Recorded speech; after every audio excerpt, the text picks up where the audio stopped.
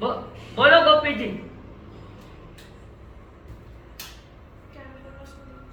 नहीं पेज मत नहीं, आज ही भेजा है फोटो, 3-4 फोटो कॉपी भेजी है, पहलो पेज मिलियो।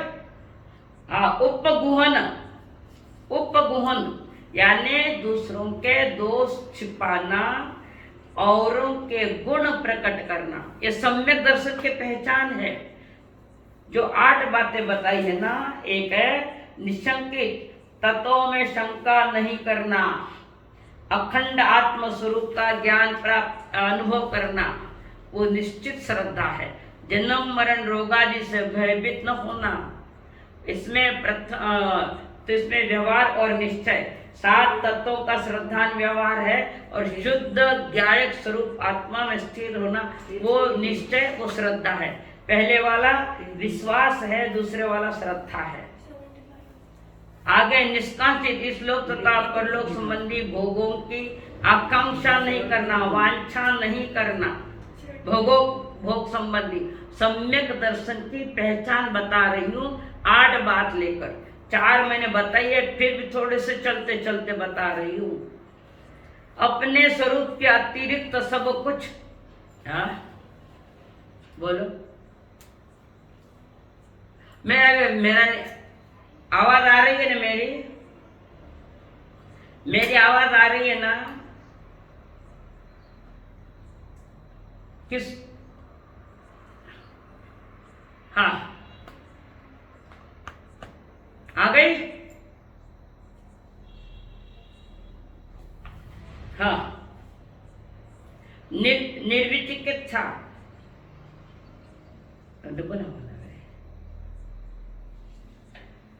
धर्मी जीवों व साधुओं का शरीर ग्लानि से भरा हुआ है तो घृणा नहीं करना, उनकी सेवा में सदा तत्पर रहना, ये सम्यक दर्शन की पहचान की 8 बातें बता रही हूँ।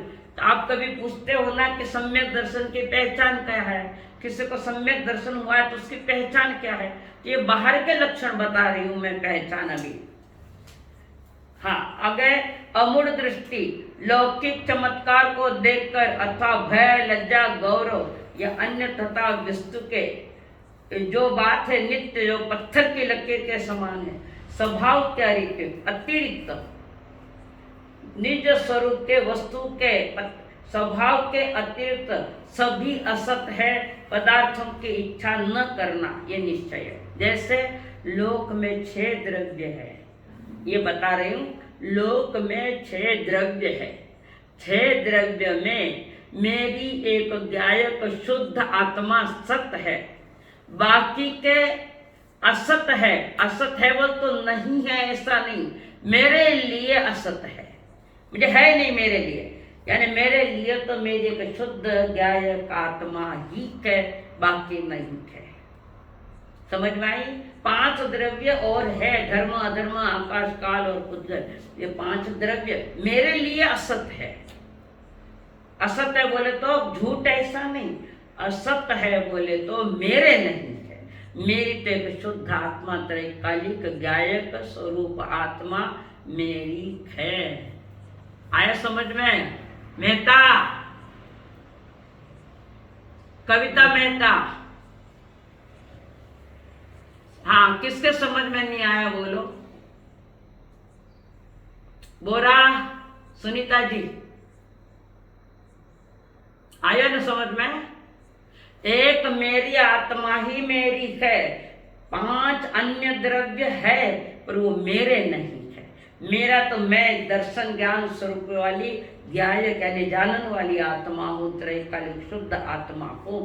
ये सारे लक्षण हैं कि जिसको सम्यक दर्शन हुआ है तो उसमें ये लक्षण दिखाई देने चाहिए। तो सम्यक दृष्टि के बाहर की पहचान बता रहे हैं। आगे अगला ले लू 5वां, उपगुहन, दूसरों के दोष छिपाना व उनके गुण प्रकट करना। जैसे कृष्ण महाराज थे, वो कहते हैं अंतगढ़ में आता है ना, दांत सड़ा हुआ कुत्ता पड़ा हुआ है, पर कृष्ण महाराज कहते तो उसके दांत कितने अच्छे हैं। अवगुण में गुण ढूंढना, अवगुणों में, अन्य के अवगुण होंगे पर अवगुणों में गुण ढूंढना, उनके दोष छिपाना, गुण ढूंढना, ये उपगुहन। या इसके विपरीत अपने गुण छिपाना और अपने दोष प्रकट करना, ये उपगुहन है। हमारे स्वयं के दोष प्रकट करना, गुण छिपाना, हमारे अपने उपगुहन की बात कर रही हूं मैं। और अपने गुण छिपाना, अपने अवगुण बताना, मैं ऐसी हूं, नाटकीयता के नहीं, अंतर हृदय से जो सत्य है वो सत्य है। इस प्रकार आगे बता रहे आंतरिक स्वभाव के प्रति। आत्म आंतरिक स्वभाव कौन सा है? ज्ञान, दर्शन या चेतन। ज्ञान, दर्शन या चेतन, इसमें वे फरमा रहे अपने स्वभाव के प्रति अधिक से अधिक बहुमान हो, निज आत्मा के प्रति बहुमान रखो। तो औरों का अपमान नहीं, औरों के गुणों का बखान करो। तो निज आत्मा के प्रति अधिकाधिक बहुमान जागृत करके उसमें एकनिष्ठ होवे, अधिक से अधिक निष्ठ होवे, निष्ठा होवे, स्वयं के प्रति निष्ठा, निज आत्मा के प्रति निष्ठा और जिनवाणी की प्रतिष्ठा। दो बातें समझ में आई? निज आत्मा में निष्ठा और जगत के प्रति, जगत की जो अन्य आत्मा है अब उनकी प्रतिष्ठा हो।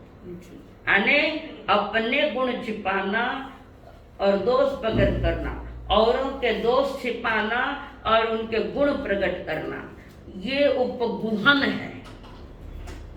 ये लक्षण 5 में आया हुआ है। सम्यक दृष्टि की पहचान की ये कसौटियां हैं, ये 8। उपगुहन के बाद स्थितिकरण। किसी कारणवश, कोई भी कारण, कोई भी रीजन होता है, किसी कारणवश कोई व्यक्ति वीतराग धर्म से गिरता हो तो तन मन धन से उसकी सहायता करके उसे धर्म पर टिकाना व्यवहारक है। कोई अपने स्वरूप से पतन हो रहा है, च्युत हो रहा है, रास्ता छूट रहा है, तो उसमें उसको तन मन धन से उसकी सहायता करके उससे धर्म पर टिकाए रखना। ये काम कौन करता है बताओ? धर्म से गिरते हुए आदमी को स्थिर करना कौन करता है?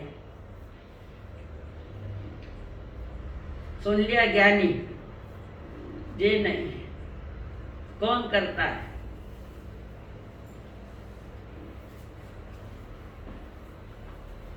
मिक्की। जो भी उत्तर आए वे सब, हाँ 1 मिनट, कोई बीच में नहीं, हाँ बोलो। जी नहीं, जी नहीं। कविता जी मेहता, क्या उत्तर है आपका? वही है? ठीक नहीं, अभी नहीं, गुरु भगवंत में चाहिए मुझे। कौन है? हाँ सोनू, सोनू, साधना जी, हाँ कौन बोले? साधना जी बोले? उपाध्याय कौन बोले? हाँ बिल्कुल राइट। सार्य, वार्य, धार्य, चौथे पद में देखो उपाध्याय क्या करते, गिरते हुए को स्थिर करे। सार्य, वार्य, धार्य 3 शब्द आते हैं। उपाध्याय की जब हम बोलते हैं ना चौथा पद, तो उपाध्याय का वो कार्य कि जो सम्यक, जो धर्म से च्युत हो रहा है उसको संभालना, पुनः धर्म पर लाना। या कोई सम्यक दृष्टियात्मक गृहस्थी है तो तन मन धन से उसकी सेवा करता हुआ उसे धर्म में स्थिर करता। जैसे कोई व्यक्ति धार्मिक तो है पर आर्थिक दृष्टि से बड़े प्रॉब्लम आ रहे थे उसको, और वो धर्म छोड़ने की तैयारी में है, जिन धर्म से दूर होता जा रहा है, तो उसको धर्म से जो छूट रहा है उसको पुनः धर्म में स्थिर करना। गृहस्थी भी ये काम करते हैं, नहीं करते ऐसा नहीं। उपाध्याय प्रवृत्त तो करते ही करते हैं। सारे वार्य धारे सारी धारणाएं सब पुनः करा रहे, पुनः धर्म में स्थित कर रहे, तो गृहस्थी भी ये काम करते हैं। समझ में आई बात? तो जो धर्म के प्रति तथा कर्मोदय वश कुछ दोष लग जाने पर स्वयं को पुनः प्रायश्चित आदि ले सन्मार्ग में टिकाना। कोई कर्म क्रियाओं में कोई दोष लगा है, कुछ कारणवश हो या कुछ समय का फेर है ऐसा, तो जो अपने धर्म से छूट रहा है और वो समझे साधु है, गाड़ी में बैठ गया है, फिर तो गलती हो। अच्छा, परिस्थिति जन्य कभी कभी हॉस्पिटल के लिए जाना पड़े, कोई विशेष कारण है चाहिए, तो भी वो दोष जो लगा है उसका प्रायश्चित लेना है। अपने दोषों का पुनः निराकरण करो और निर्दोष करो स्वयं को, तो उसका प्रायश्चित आता है। समझ में आई बात? स्थितिकरण ये कहते हैं कि अब जो स्वभाव से किसी कारण वितराग मार्ग के ओर से गिरता हो, तो तन मन धन से उसकी सहायता करके उसे धर्म पर टिकाना, ये व्यवहार स्थितिकरण यानी परिणमन कर रहा है। गलत विचारधारा आई है, गलत विचारधाराएं चल रही है और संयम से या व्रत से गिरता जा रहा है, तो उसका स्थितिकरण करना। बहनों, ये काम अपना नहीं है, भाई लोग कोई भी हो जो गलत मार्ग में चला उसको वापस लाना और स्थिर करना। हमारे यहाँ भी गिरे हुए कई संत हुए, जैसे नंदीशेर मुनि, बिगड़ संयम छोड़ दिया था, पर उनके पास सम्यक दर्शन टिका हुआ था और गुरु के वचनों को उन्होंने पक्का मजबूत कर लिया है। तो वो उस वेश्या के चक्कर में आए नंदीशेर मुनि और वहां रह गए हैं। गुरु को कह जब मैं जा रहा हूँ, गुरु कहते ठीक है, खूब समझाया गुरु ने, पर स्थितिकरण नहीं हो पाया और एक दिन वो वेश्या के घर रह गया। गलत हुआ ये नंदीशेर के ज्ञान में, कारण वो सम्यक दृष्टि था, उनके ज्ञान में आ रहा, चारित्र से च्युत हो रहे हुए हैं। तो वहां एक निर्णय लेते हैं, रोज 10 जीवों को प्रतिबोध दूंगा और भगवान के पास भेजूंगा संयम लेने के लिए, रोज 10, तब तक मुंह में पानी नहीं। ये कथा आपको मालूम है। तो वैसा ने कैसे जगाया, वो सुनार नहीं मान रहा था, तुम मान जाओ, और वे वचन उनको शेर जैसे लगे, वहां से उठे, पुनः गुरु के पास गए। ये हुआ, भले वो वेश्या कोई न हो, कुछ भी हो, पर उसके एक वचन ने नंदीशेर को जागृत किया, तो उसका स्थितिकरण हुआ। पुनः गुरु के पास आकर प्रायश्चित लिया और पुनः संयम धारण किया। वे मेघ मुनि भी गिरते गिरते भगवान ने बचाया, पूर्व भव बताया हाथी का भव। मेघ मुनि श्रवणिक महाराज का बेटा पहले ही दिन संयम में घबरा गया और अहंकार था, वो पांव लग रहे थे, रात में कथा मालूम है, पर वहां पर प्रभु ने उनको स्थिर किया। मेघ कुमार को बता, तुम ध्यान में बैठो, तुम्हारा पूर्व भव देखो कि कैसे कैसे संकट पार करके तुम यहाँ आई हो, छोटी सी बात के लिए घबरा रहे हो। पुनः वो जो विचारों में भी, मन में भी आया था जो विषय गलत विचारधारा थी, उसका भी प्रायश्चित करवाया। साधु का जीवन मन वचन काया से पूर्ण शुभ होना चाहिए, वहां गड़बड़ी हुई तो पुनः सही। ऐसे कई प्रसंग है, तो कई कुछ कारणवश उसने धर्म छोड़ दिया। आजकल देखो जैनी भी लोग हैं और गरीब है समाज में, समाज वालों का ध्यान नहीं है, तो वो गरीब परिवार क्रिश्चियन बनते कर वहां से उनको पैसा मिलता है। तो धर्म परिवर्तन कर लिया, किसके लिए? पैसे के लिए, पेट की भूख भगाना।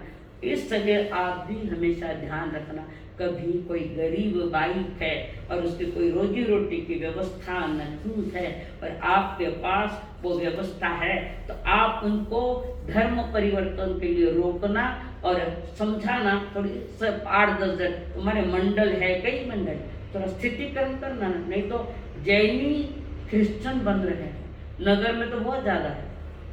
इसलिए हमारा कर्तव्य होता है श्रावक के नाते, श्राविका के नाते, जो धर्म परिवर्तन में जा रहा है तो उसको एकांत में पूछो क्या प्रॉब्लम है, ऐसा क्यों कर रहे हो आप।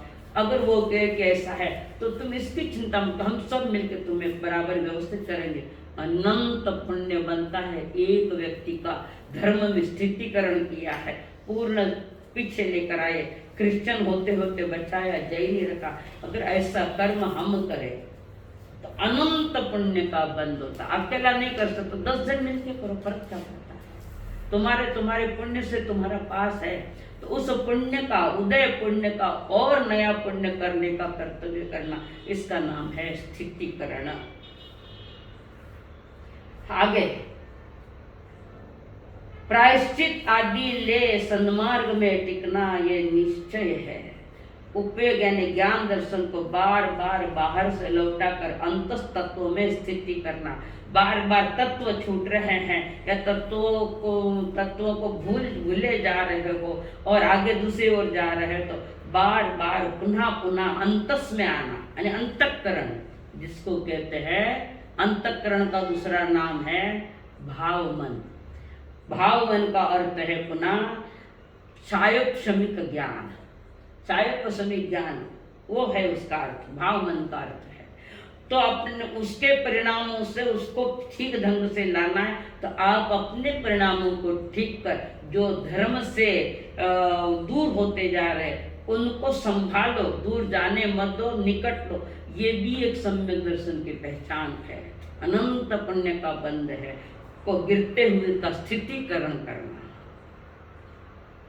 यानी धर्म में स्थिर करना, यह है स्थितिकरण। वात्सल्य अन्य सम्यक दृष्टिया धर्मात्मा व्यक्ति को देख अंदर से हृदय खिल उठना। कोई ये श्रावक है या साधु है जो धर्म में मजबूत है, वितराग मार्ग का राही है, ऐसे जीवों को, धर्मात्मा जीवों को देखकर हमारे भीतर का रोम रोम खिलना चाहिए। ये भी उसका लक्षण है, सम्यक दृष्टि का बाह्य लक्षण है। किसी भी धर्मात्मा को देखकर, संसारी जन का विषय नहीं, धनवान विनवान का विषय नहीं है ये विषय किसी धर्मात्मा को, धनवान को नहीं बोले हैं, ये शब्द याद रखो, धनवान के लिए नहीं बोला गया ये शब्द। धर्मात्मा को देखकर हृदय में रोम रोम खिले कि ऐसे युग पुरुष का, महापुरुष का, महान धार्मिक का दर्शन को वाक है, अंतस में रोम रोम खिलना चाहिए। आया समझ में? वात्सल्य अन्य सम्यक दृष्टिया धर्मात्मा व्यक्ति को देख अंदर से हृदय खिल उठना, अंदर में अत्यंत आत्मिक प्यार जागना है। ये है व्यवहार वात्सल्य। और निज शुद्ध स्वरूप का साक्षात दर्शन होने पर, यानी सम्यक दर्शन है वो, निज आत्मा का, निज शुद्ध आत्मा का साक्षात दर्शन यानी अनुभूति। निजात्मा की जब अनुभूति होने पर अपने को कृत्य माना, कृत मानना, मैं धन्य हो गया कि मुझे आत्मा की अनुभूति हुई है, ये मेरे जीवन की धन्यता है। हर कर्म भूमि मनुष्य का ये कर्म है, दूसरों को नहीं मिलता। ये 15 कर्म भूमि वालों की बात है कि जो सम्यक दृष्टि होकर उनकी पहचान भी बता रहा है कि निज शुद्ध आत्मा का, शुद्ध स्वरूप का जब अनुभव होते तो मन में खुशी होना कि मैं धन्य हो गया कि मुझे वितराग मार्ग का पहला साधन या पहला कारण मुझे मिला है। ये है निश्चय। जहाँ आत्म स्वभाव की बात आवे वो निश्चय, और बाहर की बात आवे वो व्यवहार। अब यहाँ बाहर की बात क्या है कि किसी सम्यक दृष्टि या धर्मात्मा को देख अंदर से हृदय खिलता है, ये बाहर की बात है। ये व्यवहार सम्यक दर्शन की बात है। और निश्चय निज स्वरूप का अनुभव हो जाए तो समझना कि मैं बड़भागी हूँ, मैं बहुत पुण्यशाली हूँ, मुझे मेरे आत्मा का अनुभव थोड़ा हुआ है। ये सम्यक दृष्टि की पहचान है। 8 बातें अत्यंत महत्वपूर्ण हैं। अब 8वीं बात बता रही हूँ। आज कौन से 4 नए आए? उपगुहन, स्थितिकरण, वात्सल्य, चौथा है प्रभावना। जिसको भी पूछना ये प्रभावना पूरी होने के बाद बात करेंगे। प्रभावना 8वां अंग जो है वो प्रभावना। जिस किसी प्रकार से वितराग धर्म का प्रचार प्रसार करना ये व्यवहार है। आप जो पढ़ रहे हैं तो अपने सहेलियों को भी थोड़ा थोड़ा बताना। तो जिनवाणी का प्रचार प्रसार हो रहा है, तत्वों का प्रचार प्रसार हो रहा है। समझ में आया मित्ती? सुनो, आया ना? हाँ, मैं धीरे धीरे ले रही हूँ। तो प्रभावना क्या? किसी भी प्रकार से वीतराग धर्म का प्रचार प्रसार करना व्यवहार है। धर्म स्थान में जाकर कोई समझो जाप है तो वहां प्रभावना करना, वो प्रभावना करते हैं। तो वो प्रभावना के साथ अपने धर्म का प्रचार भी करना। वितराग मार्ग का सामयिक है, प्रतिक्रमण है, तप है, कई प्रकार की बातें है, तो उसका प्रचार प्रसार करना। आप जो थोड़े बहुत सीख रहे हो वो थोड़ा थोड़ा औरों को भी सिखाने का प्रयास करो। ये तो आपके कारण मुझे सौभाग्य मिला है कि मैं आपको ज्ञान सिखा रही हूँ। या आप कोई नहीं होता तो मैं क्या सिखाती। तो आपके महान उपकार मेरे पर है, जो मैं पढ़ा रही हूँ तो आप पढ़ रखे हो। ये धर्म प्रभावना, और आप ऐसी ही प्रभावना आगे करना। आसान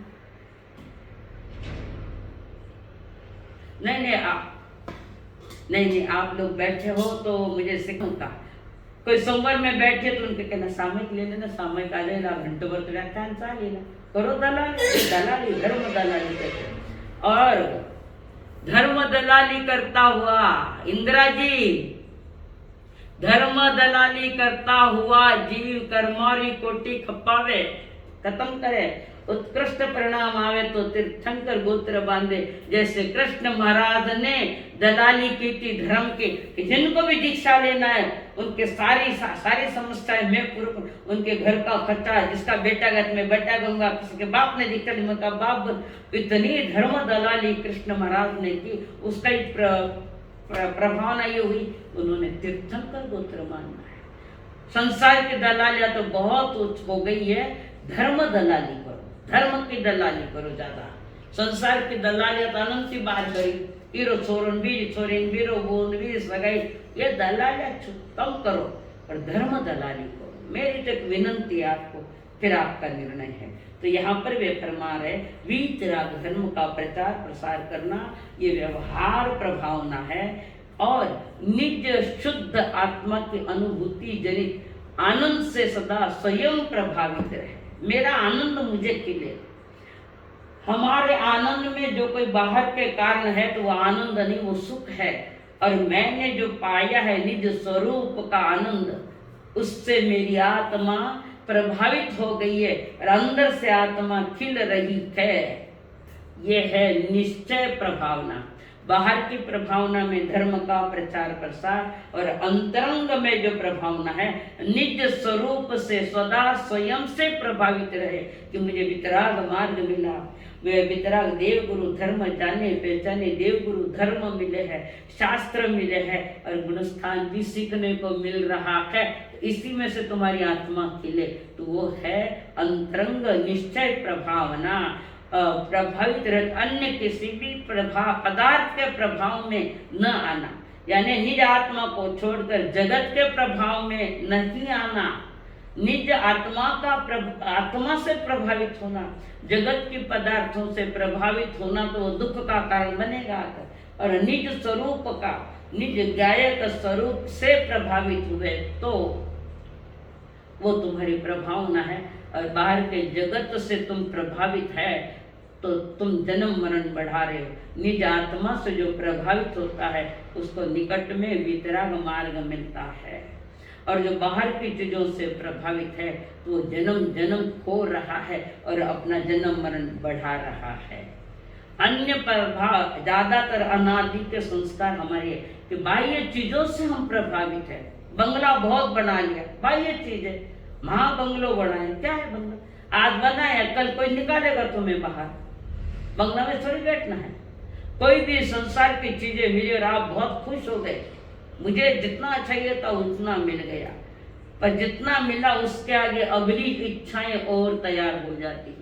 आप अपने निज आत्मा के ज्ञान दर्शन और ज्ञान स्वभाव अनंत आनंदमय आत्मा से प्रभावित होने का पुरुषार्थ करो।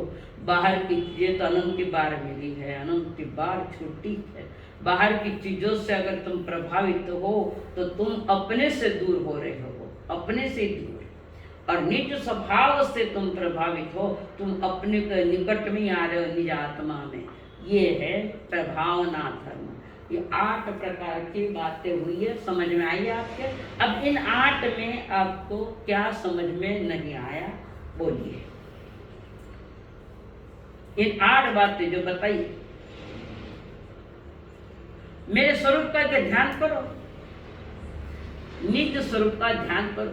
पहले आगमों से जानो मैं कौन हूं, को हम, मैं कौन हूं। और फिर कहे सो हम, सो यानी अरिहंत या सिद्ध, मैं वो हूं। सो हम, मैं वो हूं, मैं सिद्ध स्वरूप हूं। मेरा स्वरूप छिपा हुआ है, तो छिपे हुए स्वरूप को उघाड़ने के लिए ज्ञानी कहते तत्वार्थ श्रद्धानम सम्यक दर्शन। निज स्वरूप की प्रभावना करने के लिए आपको पहले तत्वों का ज्ञान करना अति आवश्यक है। 7 तत्वों का, पहले 7 को जानो और फिर पाओ एक को, जो मेरा त्रैकालिक शुद्ध आत्मा है। 9 तत्व में सबसे पहला जो तत्व है कौन सा है? निज स्वरूप, पहला जीव तत्व। अब उस जीव को मैं जानूं कि मैं शुद्ध स्वरूप वाला हूं, मैं शुद्ध स्वरूप वाला हूं, मैं शुद्ध ही हूं अनादि से। मेरी अवस्था में मैलापन आया है, मेरी साड़ी शुद्ध ही है, पर बाहर से थोड़ा कीचड़ आया तो कीचड़ को निकालना। ऐसे कर दर्शन मोहनीय के उदय में बाहर से प्रभावित है, और दर्शन मोहनीय के उपशम शौसम क्षय से तुम्हारी आत्मा प्रभावित होगी, तुम स्वयं प्रभावित होंगे। तो निज आत्मा का प्रभाव ना करनी है तो तुम्हें 7 तत्वों का नॉलेज होना चाहिए। और देव गुरु धर्म के सानिध्य में बैठकर वृत्ति बनो, महावृत्ति बनो, और जो गंदगियां आई है कर्मों के, उसको निकालने का काम करना, ये अंतरंग प्रभावना का प्रारंभ है। तो मीटिंग हुई एंड 10 मिनट हुई है।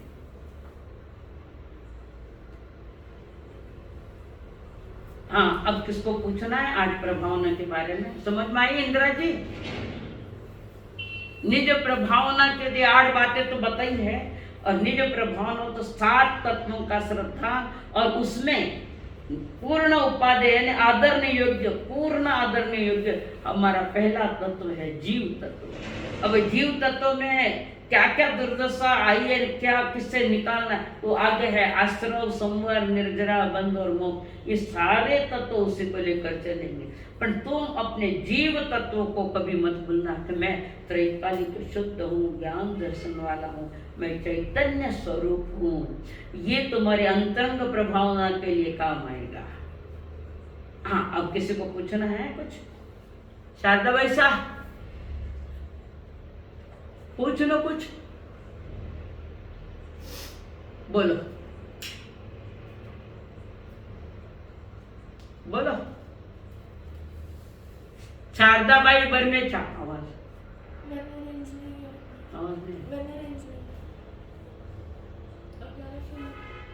आवाज आएगी शारदा बाई सा? अब बोलो, पूछना तो पूछो। ये आवाज बड़ा ठीक है। हाँ बोलो।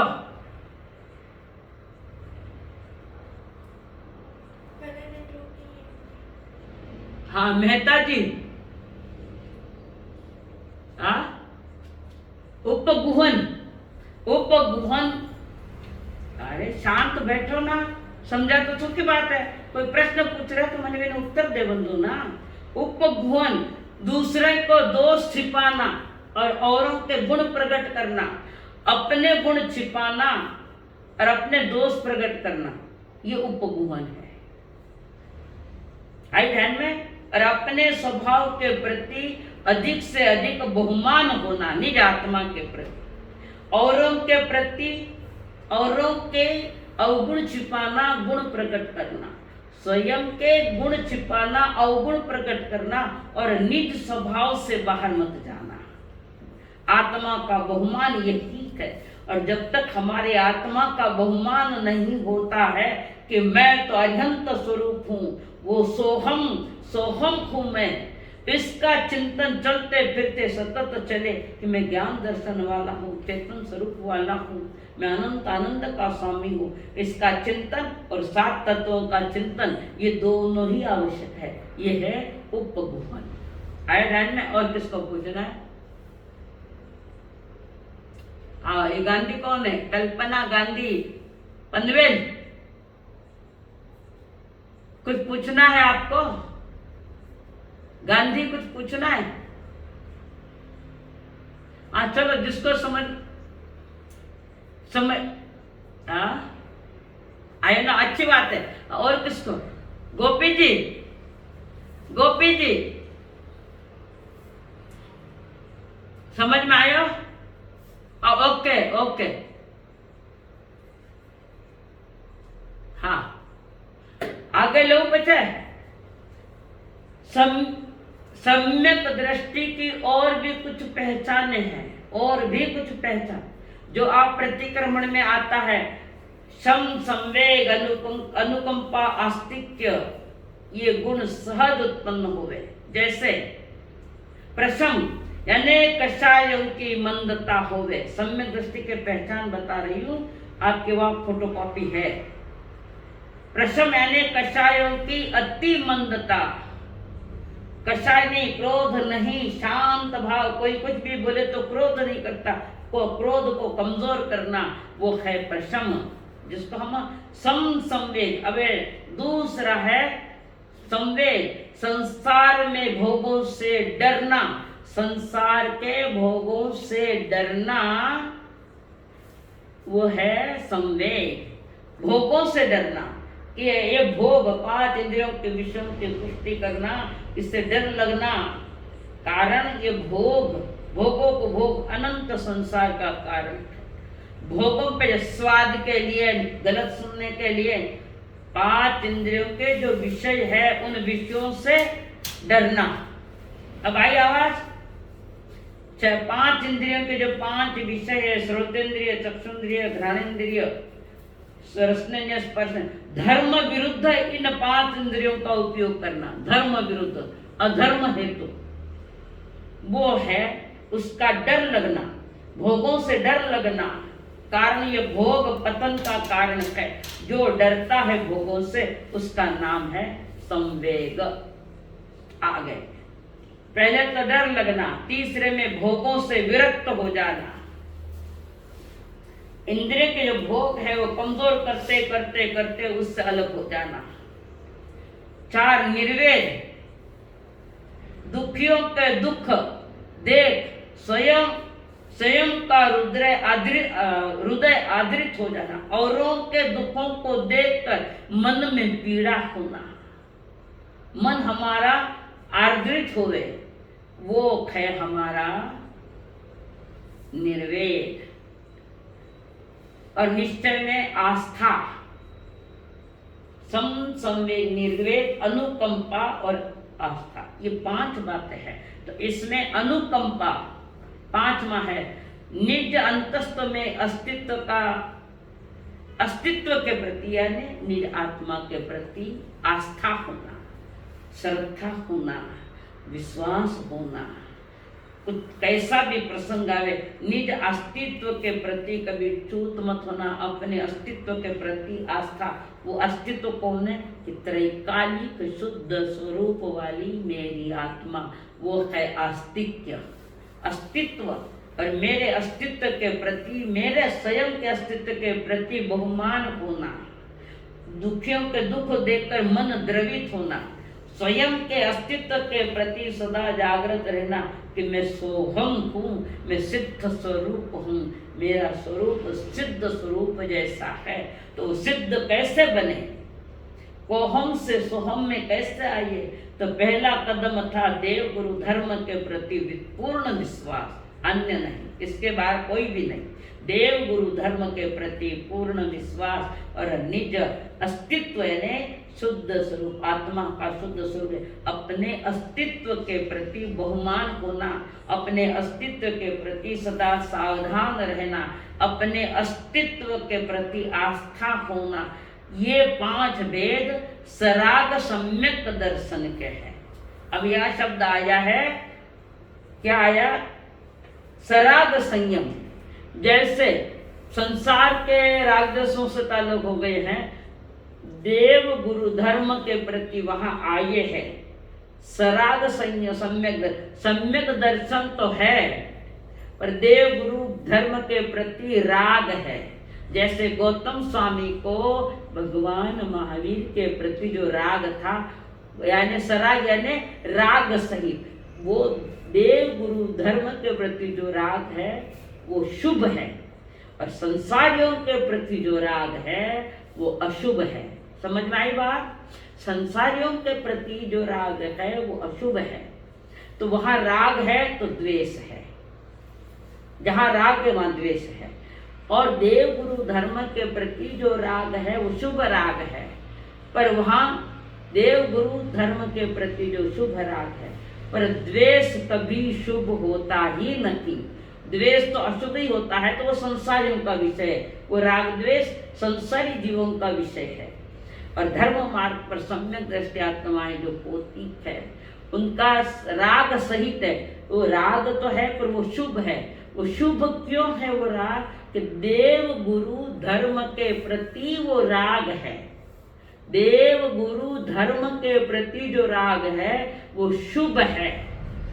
तो जहां शुभ राग है तो द्वेष तो कभी शुभ होता ही नहीं। इसका मतलब यहां द्वेष का विषय नहीं। हाँ बोलो इंदिरा जी। राग शुभ था गौतम स्वामी का, प्रभु के प्रति है ना, वही शुभ है ना, और उसका नाम ही शुभ है। प्रशस्त कहो शुभ कहो, एक ही बात है।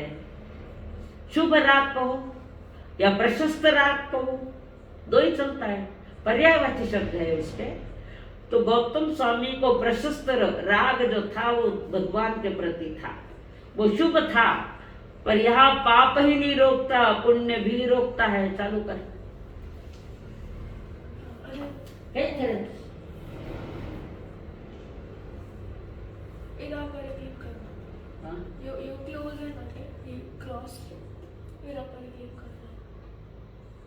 पहले ऊपर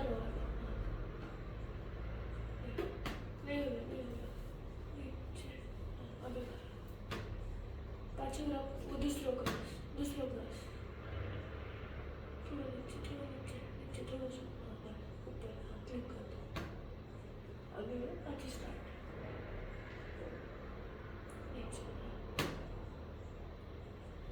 वीडियो ऑन पाछी